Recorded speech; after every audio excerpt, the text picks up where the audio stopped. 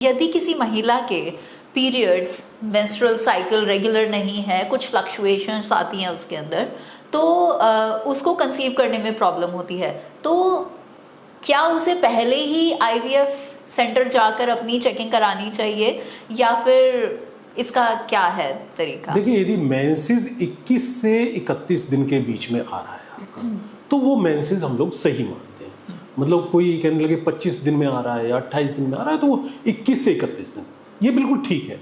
उसमें कोई आपको जांच कराने की जरूरत नहीं है। जांच, जैसे मैं बार बार कहता हूँ कि 2-3 जांचें बहुत ज़रूरी होती हैं। आदमी का स्पर्म, एक एचएसजी की जांच, एचएसजी का मतलब आपकी ट्यूब खुली हुई हो, और इसके बाद में आपकी थोड़ा अल्ट्रासाउंड करा के ज़रूर देख लीजिए कि यूट्रस का साइज़ वगैरह कैसा है। यदि यूट्रस का साइज़ ठीक है और आपकी ट्यूब खुली हुई है, तो आपको कुछ कराने की ज़रूरत नहीं है। और 21 दिन से 31 दिन का आपका पीरियड है, तो आपको नेचुरल कंसीव हो जाएगा।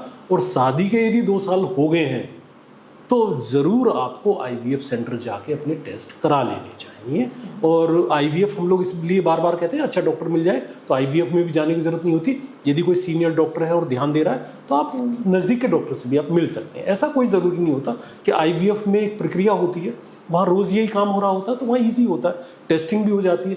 पर टेस्ट इसके बहुत बड़े टेस्ट नहीं है, नॉर्मल लैब में हो सकते हैं। खर्चा भी यदि हम बात करें तो 5 से 10 हज़ार के बीच में सारे टेस्ट हो जाते हैं। तो टेस्ट कराइए, पहले कॉज ढूंढिए और कॉज ढूंढ के फिर आगे बढ़िए। सभी का ज़रूरी नहीं होता कि आईवीएफ से इलाज कराना ज़रूरी होता है, ऐसा कोई ज़रूरी नहीं होता। हम लोगों ने देखा है कि कई बार आईवीएफ करा दिया तो फिर भी उसके बाद में नेचुरल प्रेगनेंसी हो जाती है, जबकि पहले आईवीएफ फेल हो गया। तो ये मत सोचिए कि हम जा रहे हैं तो हमको कल को बच्चा मिल जाएगा, ऐसा बिल्कुल ना सोचें, पर बेहतरीन प्रक्रिया अपनाएं।